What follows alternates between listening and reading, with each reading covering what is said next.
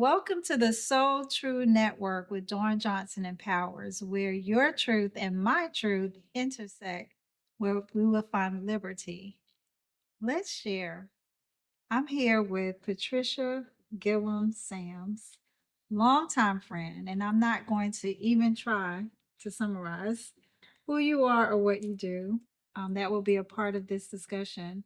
You can also find more information about Pat. She was a part of the Women of Impact series, which you will find the playlist for also on this network. So, Pat, let's get started with part of my passion is I feel like I'm so blessed to have interacted with so many people. I am almost just, I don't know, almost pleasantly overwhelmed by how many people in our community are doing great, phenomenal work. I almost wonder where we would be as a people if you all, people like you, myself, and the women that we interact with, did not exist. I can't even imagine where we would be. So I just wanted to embark on this journey in terms of my passions um, revolve around financial literacy, financial wellness, and financial empowerment, along with women's voices, magnifying our voices, because I feel like women and the work that we do, the sacrifices that we make, allow things to happen that transcend money, as well as community engagement. Those are the three areas. And I find my overlapping circle with people like you, where those aspects of our community work, um, that's where we kind of intersect. So let's start with, who is Patricia Gillum Sands? I've been called a lot just today, Right. actually. First of all, thank you, Dawn, for the opportunity to be a guest on So Tru Network. When you called and pitched your vision at midnight one night, I was in after a few questions. It was never a matter of if I would, it was a matter of how I could and what I could add value to. Right. So when I think about who I am first and foremost a child of God. I am a wife. I am a mother. I am a community influencer. And when I was asked that question just earlier today, because we are here in Savannah, Georgia, commemorating the fourth annual closing retreat for the Legacy League, which is a leadership development program for women, young women of color, 20s, 30 something year olds, helping them navigate their professional spaces. Right. When you serve on that board. And you could have so easily said, Pat, I am overwhelmed and full. My cup is full with doing the good work. But you started out by saying our passions intersect. And when you and I met, when you were a college graduate, a new college graduate, and I was a few years ahead of you, we knew then that there was a connection. We didn't know all the things that we would both do and the journey that life would take us on, but we knew we were joined by passion, purpose, and fueled by God. So with that being said, I'm a community servant, and all that I do in the community, locally and now beyond nationally, is fueled by that purpose of wanting to do the work, wanting to add value to whatever it is that I feel I can add value to, and wanting to be a part of something bigger than myself. And that's what you do, Don.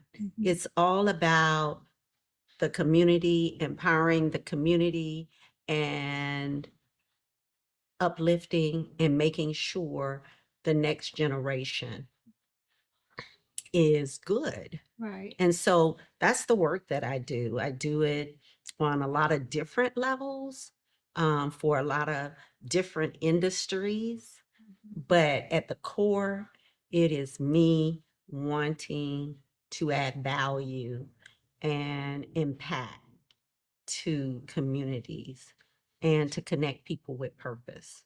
So that's who I am at the core. Yeah. Okay. So now I'm going to ask this question a little bit differently. Okay. So I read this book. I don't know if you've read it by Viola Davis called Finding Me. Have you had an opportunity to I read have it yet? not. Okay, this is a good read. You're going to have to do that. You have Okay. to read that one and then call me. But she answers the question, who are you? In a way, because she said that Will Smith asked her that question and she went into what we do, all the hats we wear. And he said, no, that's not what I mean. He said that he is the little boy who was rejected Mm. by a girl in high school for whatever reason. And he knows that that was a pivotal moment in his life that put him on a trajectory to become who he is today and to strive for the things that he strives for. So then she, in turn, said that she is the little girl who was chased by Caucasian little boys when she was in grade school, calling her names. Mm. And that set her on a trajectory to who she is and who she is today and becoming. So now I'm going to ask you to answer that question a little bit differently. Not fair. Just not fair at all. Now you got me just really Yeah, digging deep and, this and is the being answer. vulnerable. Yes. So I think all of what I said before still applies, Mm-hmm. but probably I would add I'm that young woman who felt like, you know, growing up in Miami in the 70s, late 60s, early 70s, where uh, the Cuban population was coming to America through the port of Miami, Mm-hmm. and seeing people that looked more like me than Black people, Mm-hmm. and having always been told in uh, elementary school, oh, you're so pretty, look at your hair, but you're a white girl. Mm-hmm. Or are you Black? It's kind of like, are you Black enough? And feeling like I had to prove something to someone. And then I saw the Cuban immigration. Mm-hmm. And I said, Mommy, and my mom was very fair complected by most standards. Just looking at her, you would think she was a Caucasian woman. And I said, who are those people? They speak differently, but they look like me. So I think growing up, feeling like I didn't really totally belong, my Mm-hmm. best girlfriend being very darker complexion with full lips and a nice bottom, I always wanted that. So it wasn't until I went away to Florida State in the early 80s that I saw so many different people because I lived in a predominantly Black community. My high school, when we moved into our community, my sister is 6.5 years older. When she graduated from the high school, it was predominantly a white institution with some Hispanics and very little African Americans. By the time I graduated, it was all African Americans. So white flight. Mm-hmm. So when I went to Florida State, small number of African Americans, lots of other. I saw so many different people. And I said, you know what? It doesn't matter. What matters is that I do the work and I prove to all these people that although my ACT and SAT scores were not very good, that I deserve to be here. Right. Whatever y'all put it on, whatever label, affirmative action, I deserve to be here. So I think that was early on proving something Mm-hmm. that I'm here to do the work. Right. I'm not just anything. I'm here to do the work.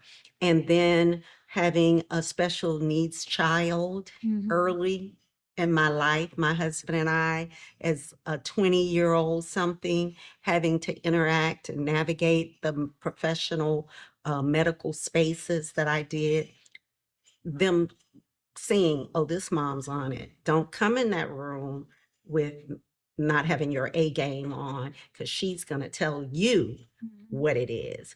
And so gaining that respect, I think that was another time where I felt like I was being told a no in some way, but I had to show no, no, no. This is what it is because this is my child and it's her life. So I think those things early on in my life pretty much set my trajectory, if you will, of saying, I'm capable, I can do it, and I don't have to prove it to anyone. So now at this stage in my life, my mantra is I do what I do because I can, and God said so. I love that. I love that. So, what is the work? So the work, community, that's what we've been talking about. Intersection of passion, purpose, and community. So the Legacy League will start there, which is why we're here today, you and I. It's a leadership development program for young women of color, junior, senior in college, because that's when they start having internships like yourself at State Farm, through 30-something-year-olds, with the intent, those women are the ones that are new into the workforce, brilliant engineers, technology majors, in some aspects, political science, law students, double degrees, this, that, and a third, but they're minimized, sat in a corner, do the spreadsheets. You got the job, making great money. That's all we need from you. So I've amassed women such as yourself and 55 role models and board members. And now we're graduating our 4th class. So 50 young women that have come through the year-long program. But it's built around pillars that have instilled, values in me around community, sisterhood, mentorship, leadership, and legacy. That legacy is huge because when you and I want to sip mimosas on Martha's Vineyard, we're going to make sure this is good. And young women have come behind us to pass the legacy on and lift the next generation. So that's one of the things. When you talked about this podcast, the Sister Covenant, God gave me that vision in 2020 because it was a dark time. It was an uncertain time between the pandemic, which who knew what that was initially, some of the unfortunate issues in our community and countrywide, George Floyd, Breonna Taylor, Ahmaud Arbery, and others. And we had a little election going on that year, 2020 national presidential election. So I wanted to empower other women because I'm an HR professional. And at these meetings, these virtual platforms, I saw these beautiful pictures, but people were void, camera down. And I said, what's going on with that person? What's behind that? So the Sister Covenant was to empower women, bold, beautiful, brilliant women around finances, around political spaces, and Health other and things, health and education. That's what the Sister Covenant was all about. So we put that on hiatus because I am waiting for God to speak to me. And I think you at midnight a month or two ago, you were speaking to me. And I said, okay, if I can, regenerate that. And because it's no less needed. Exactly. It's no less needed. So like you said, we can intersect and not have to reinvent the wheel. But again, just all the other opportunities that I find myself involved with, from transportation to food deserts in my local community. So nationally, locally, in all the spaces that need an advocate. I think that's who I am. I think being Lauren's mom taught me to be an advocate because we have to be an advocate for ourselves. Most recently, last October, diagnosed with breast cancer. Mm-hmm. So I count myself as a breast cancer survivor. Yes, Never thought that would be me, never saw that coming. I've been a, pescatarian for 20 years, so I eat well and I exercise, but it didn't discriminate. right. So when I got it, as they say, I wrote a song about it. I was being interviewed in a local magazine, and last line, I told people that's what was going on because I felt it was to be transparent. Right. You can't have all the good life and not know that there are rainy days, but it's how you show up and it's how you navigate. And that's what God gives us these opportunities for, Don. He gives people like us opportunities so we can do the work, whatever it is, and share it with others, because that's where the true learning comes into play.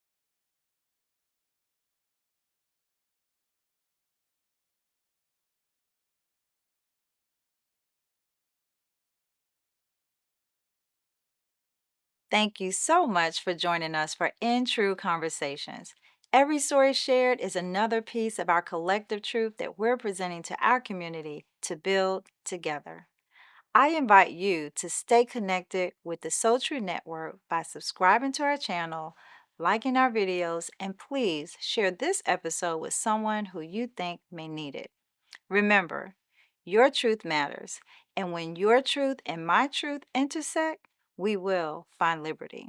So I'll see you in the next conversation.